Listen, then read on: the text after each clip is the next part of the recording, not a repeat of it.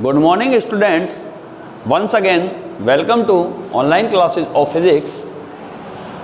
Last video class में हम discuss कर रहे थे चैप्टर फर्स्ट पर फिजिकल वर्ल्ड में।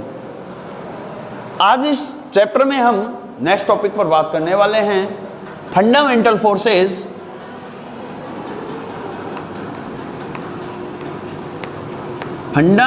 Forces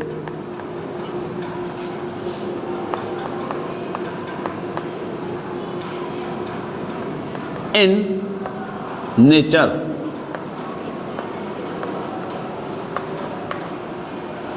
fundamental forces in nature. Let's see start this topic, fundamental forces in nature. There are 4 types forces in our nature. इन forces को हम एक टेबल के रिगार्डिंग इसको समझने की कोशिश करेंगे। मैं एक टेबल रेडी कर देता हूं।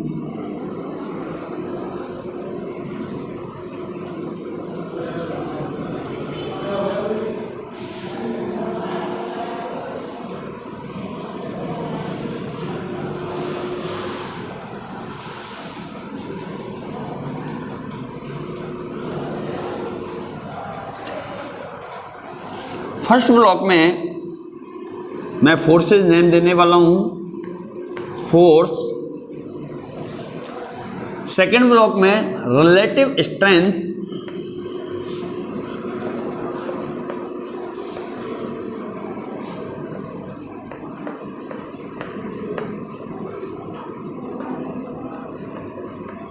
Relative strength.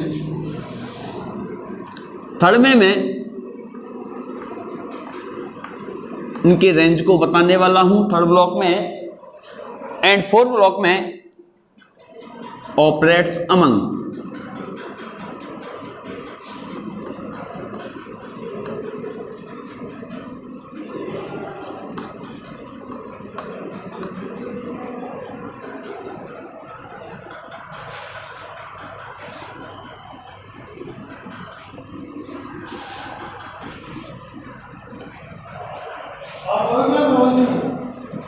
मैंने आपको बताया था there are 4 type forces in our nature.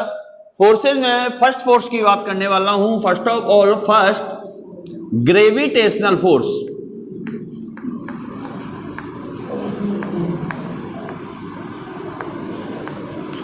Gravitational force generally हम इसको जानते भी हैं, 10th बेसिस में भी हम इसको पढ़ते हैं। ग्रेविटेशनल फोर्स, पहले मैं टेबल रेडी कर लेता हूं यहां पर। Relative strength 10 to the power -39। Gravitational force के लिए रेंज है infinite, infinite. Operates among, operates करने वाले जो इसको ग्रेविटेशनल फोर्स को ऑपरेट करते हुए हैं, और objects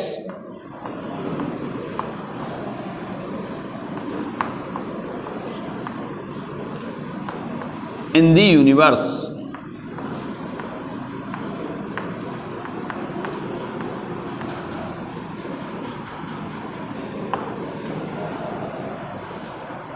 All objects in the universe। Second force की मैं बात करने वाला हूं, weak nuclear force. Weak nuclear force.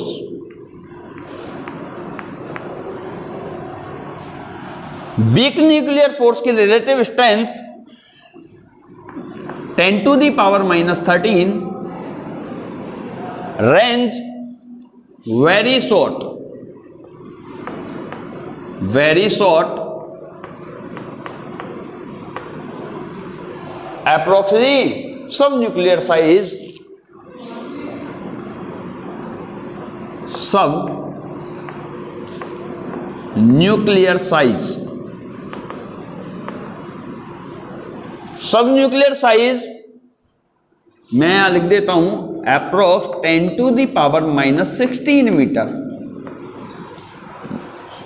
ये सब न्यूक्लियर साइज है, उसके रिगार्डिंग इसकी रेंज है कि हमारे पास very short sub nuclear size के regarding approximately 10⁻⁻16 metre operates among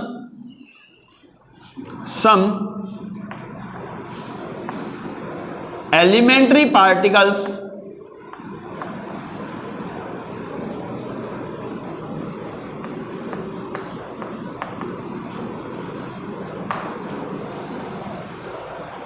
particularly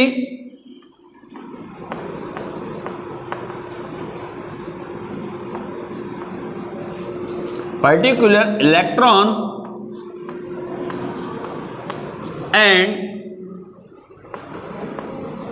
neutrino।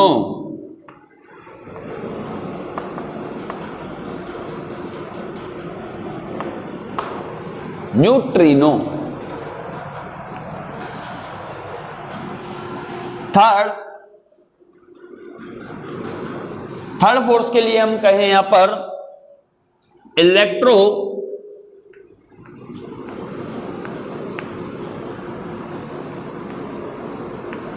Magnetic force. Electromagnetic force, its relative strength 10⁻⁻²। 10⁻⁻²।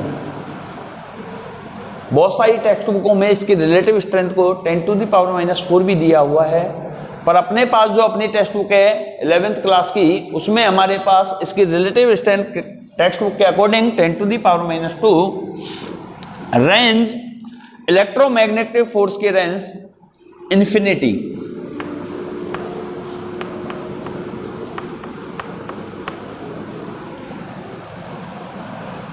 And operates among charge particle.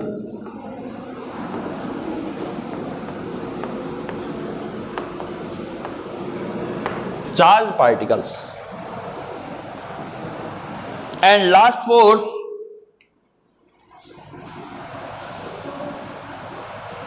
Strong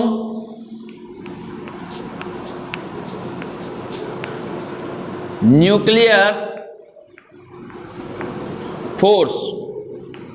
strong nuclear force, its range 1,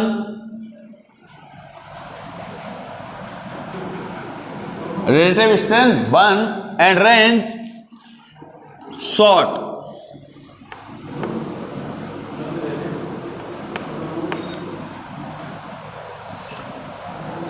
nuclear size approximately nuclear size कितनी है? Approximately 10⁻⁻15 metre and operates among strong nuclear force, nucleus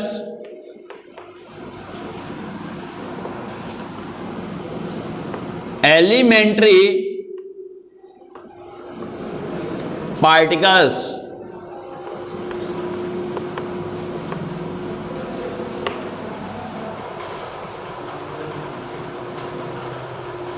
हम यहां पर fundamental forces की बात कर रहे थे। मैंने कहा था there are 4 fundamental forces. First gravitational force, relative strength 10⁻⁻39, range infinity, operates among all objects in the universe. Means जो ये ग्रेविटेशनल फोर्स है, हमारी नेचर में, यूनिवर्स में जितने भी ऑब्जेक्ट्स हमारे पास हैं जो हमें दिखाई देते हैं या दिखाई नहीं देते हैं, उन सभी के बीच में अप्लाई होता है अपना ये ग्रेविटेशन फोर्स। इसके लिए एक इंपॉर्टेंट बात मैं आपको बता दूं कि ये जो ग्रेविटेशन फोर्स है, इसकी नेचर है ये ऑलवेज अट्रैक्टिव होता है, ऑलवेज ऑब्जेक्ट्स को अट्रैक्ट करता है gravitational force. Second, week nuclear force. Weak nuclear force की हम यहां पर कहें कि रिलेटिव स्ट्रेंथ 10⁻⁻13, ये इसकी स्ट्रेंथ है। And it's range very short, और वेरी शॉर्ट में सब न्यूक्लियर साइज कितनी होती है? Approximately 10⁻⁻16 metre. मींस अगर हमारे पास दो ऑब्जेक्ट्स हैं, अब ऑब्जेक्ट्स मैं आपको बताने वाला हूं ऑपरेटर समंग में कि वो कौन से होंगे, कि दो ऑब्जेक्ट्स हैं, उन ऑब्जेक्ट्स के बीच में अगर हमारे पास वीक न्यूक्लियर फोर्स अप्लाई हो रहा है तो उसके लिए अप्रोक्सीमेटली उसकी रेंज कितनी होनी चाहिए? 10⁻⁻16 मीटर। इससे ज्यादा हो जाने पर उनके बीच में ये हमारे पास वीक न्यूक्लियर फोर्स वैलिड ही नहीं होगा। ये वैलिड है अप्रोक्सीमेटली 10⁻⁻16 मीटर तक के लिए वैलिड है। अब हम बात करते हैं इनको ऑपरेट कौन करते हैं? Some elementary particles. कौन से हैं वो elementary particles? Electron and neutrino. Neutrons नहीं, न्यूट्रिनो। इलेक्ट्रॉन को हम सब जानते हैं, electron means electron, and neutrino. Neutrino कहां होता है? जो रेडियो एक्टिव सब्सटेंस होते हैं उनमें से अल्फा, बीटा, गामा जैसी रेज निकलती रहती हैं। तो उस कंडीशन में कुछ कण भी, कुछ सब्सटेंस भी उसके साथ बाहर निकलते हैं, वो होते हैं अपने न्यूट्रिनो। तो इलेक्ट्रॉन और न्यूट्रिनो के लिए जो फोर्स अप्लाई होगा वो फोर्स होगा अपने पास वीक न्यूक्लियर फोर्स, और जिसकी रेंज मैंने यह डिसाइड कर दी कि अप्रोक्सीमेटली 10⁻⁻16 मीटर की रेंज में अगर ये हैं तो इनके बीच में वीक न्यूक्लियर फोर्स अप्लाई होने वाला है। थर्ड, इलेक्ट्रोमैग्नेटिक फोर्स, जिसके हमारे पास रिलेटिव स्ट्रेंथ 10⁻⁻2 है। अभी मैं बताऊंगा रिलेटिव स्ट्रेंथ का क्या डिफरेंस है। रिलेटिव स्ट्रेंथ 10⁻⁻2 है और इसकी रेंज है इंफिनिटी। इनको जो ऑपरेट करते हैं इलेक्ट्रोमैग्नेटिक फोर्सेज को, वो ऑपरेट करते हैं अपने पास चार्ज पार्टिकल्स। अब चार्ज पार्टिकल्स हमारे पास या तो पॉजिटिव या नेगेटिव, क्योंकि चार्ज अपने पास दो ही टाइप के हैं, या तो पॉजिटिव या नेगेटिव। और हम जानते हैं कि अगर लाइकली चार्जेस आ गए तो लाइकली चार्जेस के बीच में हमारे पास रिपेल फोर्स अप्लाई होता है, और अगर अनलाइकली चार्जेस होंगे माइनस प्लस प्लस या माइनस, तो अनलाइकली चार्जेस के लिए अट्रैक्ट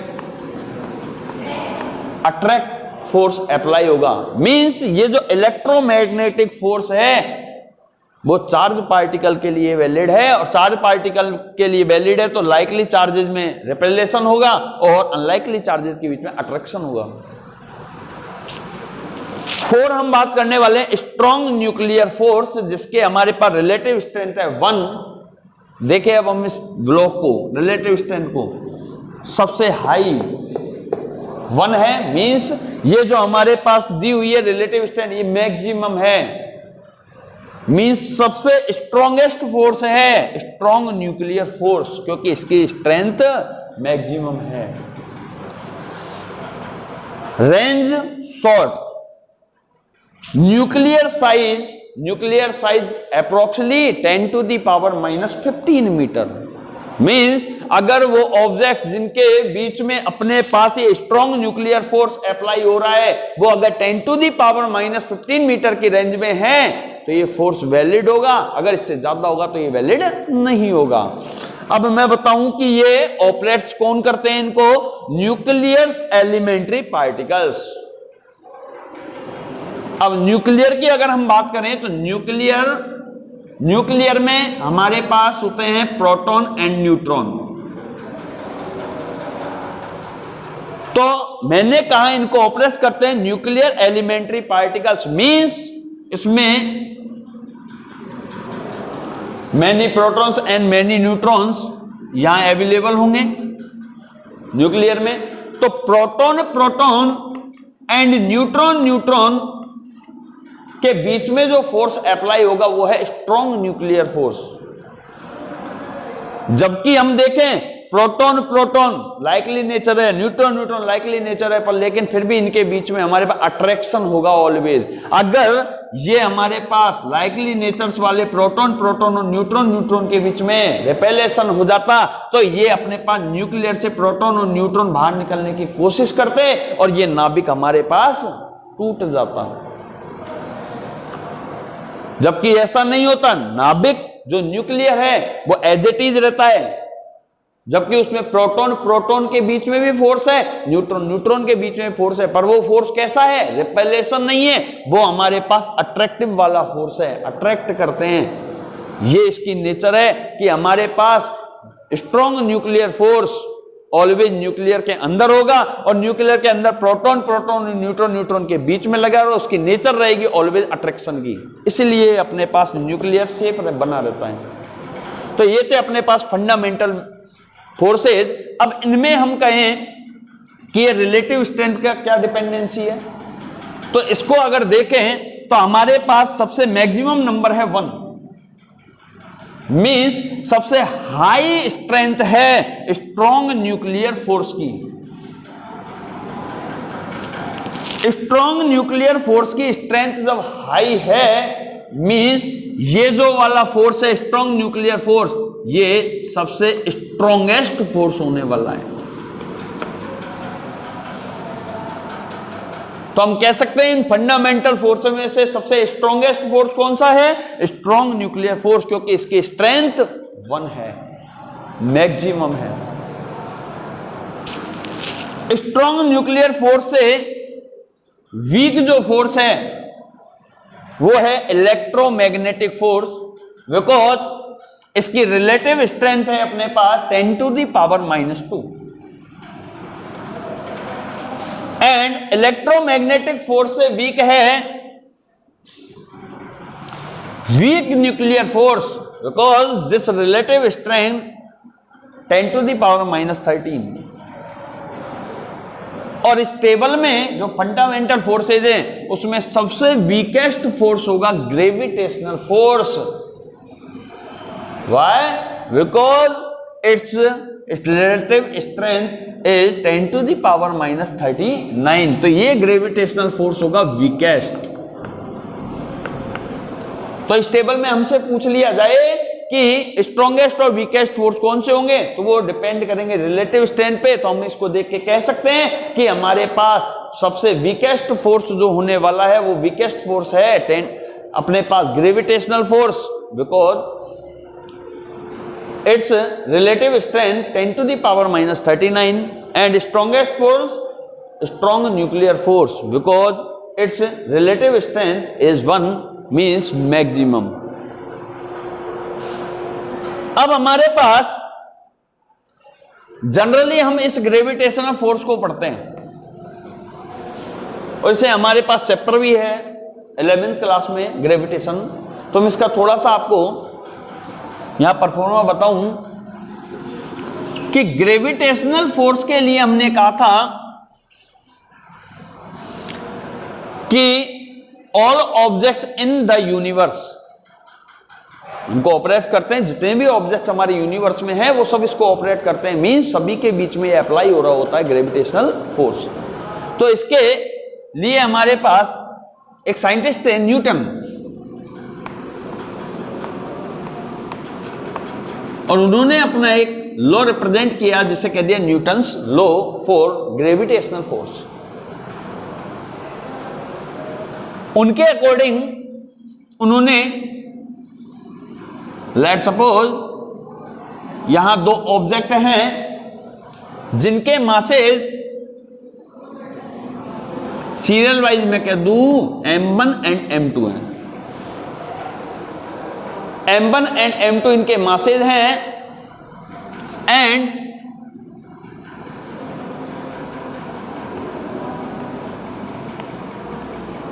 ऑब्जेक्ट्स के बीच की जो डिस्टेंस है उसको मैं यहां पर सपोज कर लेता हूं स्मॉल r है। तो in this condition Newton's law के अकॉर्डिंग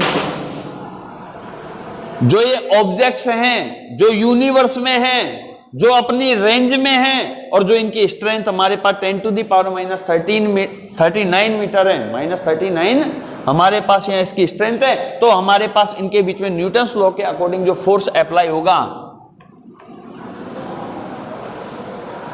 वो हमारे पास gravitational force is directly proportional to product of masses,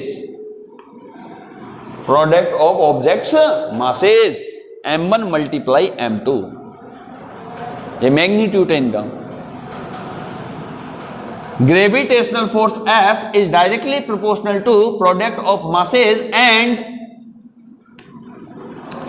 this force is inversely proportional to square of distance. Distance हमने यहां सपोज किए स्मॉल r, तो gravitational force is inversely to square of distance means F proportional to 1/r²।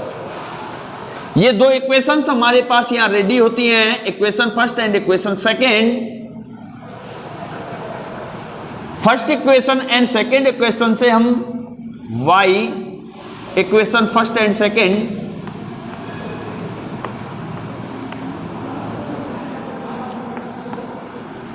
F is proportional, F proportional product of masses m1 multiply m2 and inversely proportional to square of distance means F proportional to m1 m2 upon r square।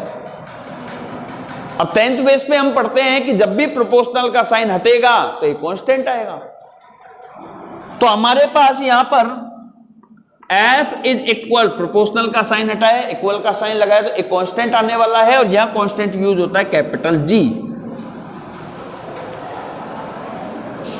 m1 m2 upon r²।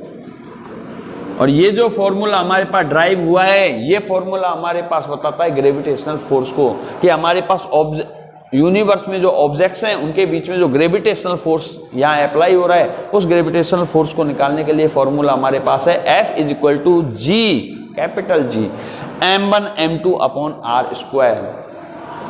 m1 m2 objects के masses हैं और small r distance है ऑब्जेक्ट्स की बीच की, जो distance है वो है small r, capital G constant था। ये जो कांस्टेंट है इसे बोलते हैं हम यूनिवर्सल ग्रेविटेशनल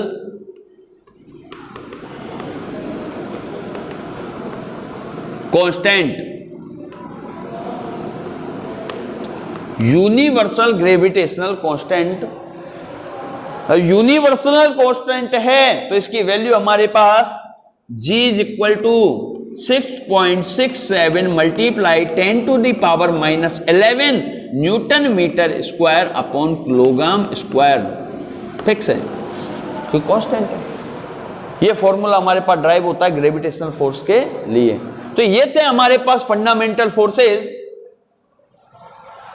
आज की वीडियो क्लास में इतना ही। Thank you so much.